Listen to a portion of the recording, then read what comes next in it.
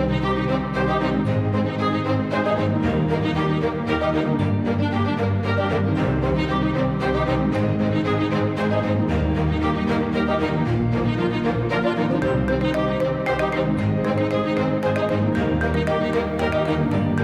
if stories and legends could offer us the key to the hottest political issues of the day? What if all the answers to today's burning questions were presented in easy-to-digest narratives and myths? Join us as we examine some of the most fascinating tales, some mythological, some historical, and apply those lessons to the chaos of modern politics. I'm your host, Mark Angelides. Welcome to The Rabbit Hole, Politics and Prose, a LibertyNation.com production. Our news media has been filled of late with not just talk of impeachment, but of the tactics and strategies involved on either side of the debate. While the Republican efforts appear fairly clear, they want to exonerate Trump and show the Democrats to be bitter losers, the Democrat side may be a little more subtle than what first glances suggest. Some serious questions to ponder. Why, when at present the evidence doesn't support impeachment, are the Democrats going full steam ahead? What result do Democrats really expect when it's clear that the Republican-led Senate will most likely just acquit the president? Make no mistake, these are not stupid people. Sure, some of the elected members may not be the brightest stars in the sky, but those behind the scenes are smart, ruthless, and determined to succeed, no matter the cost. So why are they allowing to go ahead these actions that on the surface seem doomed to failure? And what of President Trump? We can all sit at home or in coffee shops and bars debating what we think the president should be doing. We all have our action plans and for what we would do in this situation. So why does he appear to be doing very little to get rid of this mess and to move on? To answer these questions, it's worth looking to the past, and to one man in particular, Sun Tzu, the author of the notorious Art of War. For those unfamiliar with the text, written around the 5th century BC, the Art of War was a series of ponderings and tactics designed to literally win any war regardless of your opponent's strength, numbers, or seeming superiority. The author, Sun Tzu, translated as Master Sun, was a philosopher, general, and strategist who shaped not only Chinese warfare for centuries to come, but even business practices in modern-day America. In fact, alongside Donald Trump's Art of the Deal, it's almost required reading for anyone involved in the high-stakes world of big business. In an almost poetical form, the writings of Sun Tzu give not only battlefield advice, but advice that can be used in everyday life, whether this is to resolve conflicts, to succeed at a project. It very much fits in with Chinese Taoism. It encourages you to know yourself before you engage in costly wars with others. So what is it that House Democrats may have learned from one of history's greatest strategists? Are they really playing the politics game at a higher level than what we may give them credit for? And what of President Trump? Is he too involved in tactics beyond the scope of our Sunday morning broadcasters?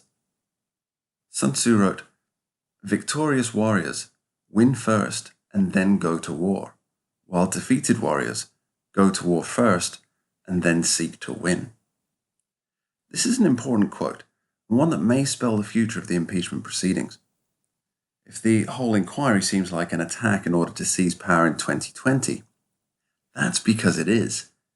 But we must ask, who won first? It seems that Democrats, defeated in 2016, went to war with Hillary Clinton as their fallen general, and they lost. They lost in such a way that the party is still trying to figure out a way to recover. Looking at Sun Tzu's words, it appears that they are defeated warriors seeking to win, and therefore they attack from a position of weakness. This could be different if they had public support on their side, but most major polling points to almost a boredom with the proceedings. Perhaps they've forgotten that the ultimate prize, the victory, is not winning the White House, but being able to wield the power that office brings. And what of this phrase? The supreme art of war is to subdue the enemy without fighting. Here we have to hand a victory to the Democrats. They may not win the final battle, but they have certainly subdued the president. They've created an aura of distrust.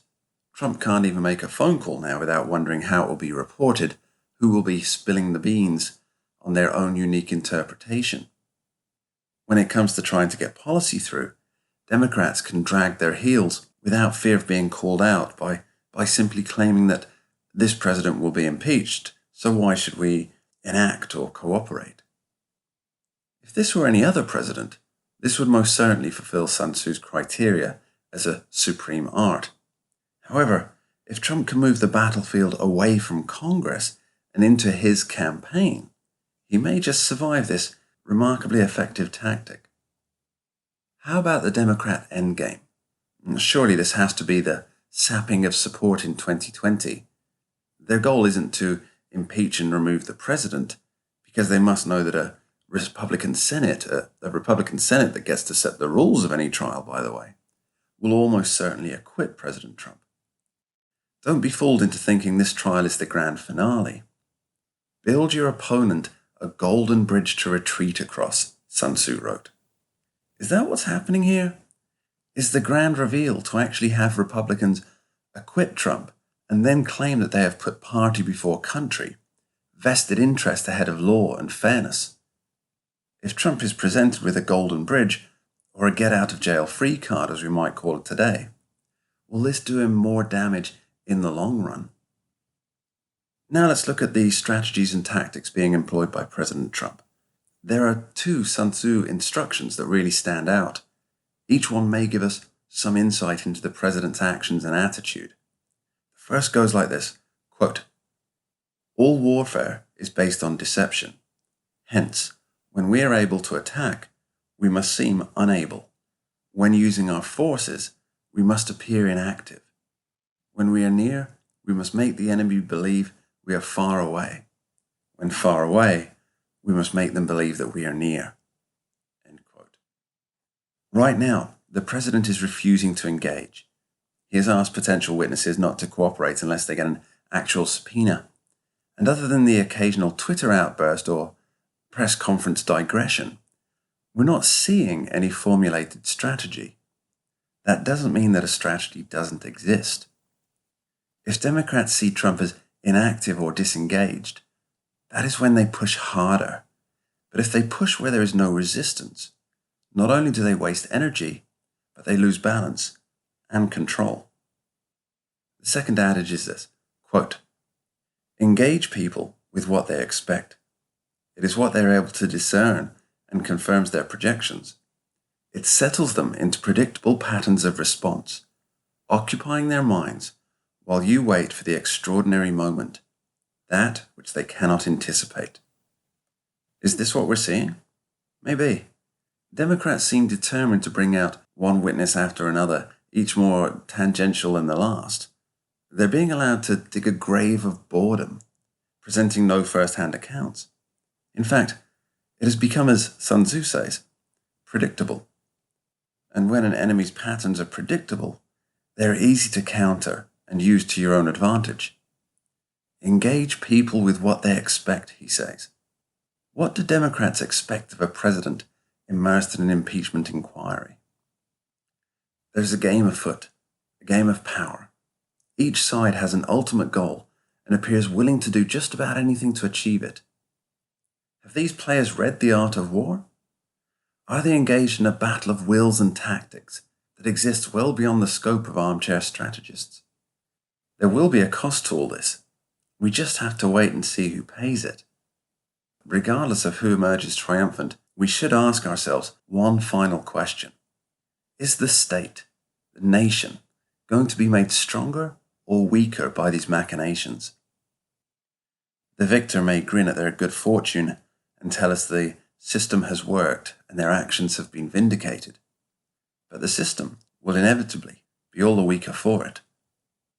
As Sun Tzu said, even the finest sword, plunged into salt water, will eventually rust. Thank you for listening to The Rabbit Hole, Politics and Prose. a libertynation.com production.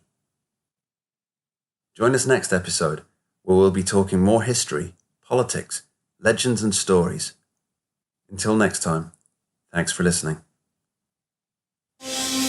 Liberty Nation Gen Z is your portal for engaging articles without the spin, riveting videos that foster critical thinking, downloadable worksheets and quizzes for each age level.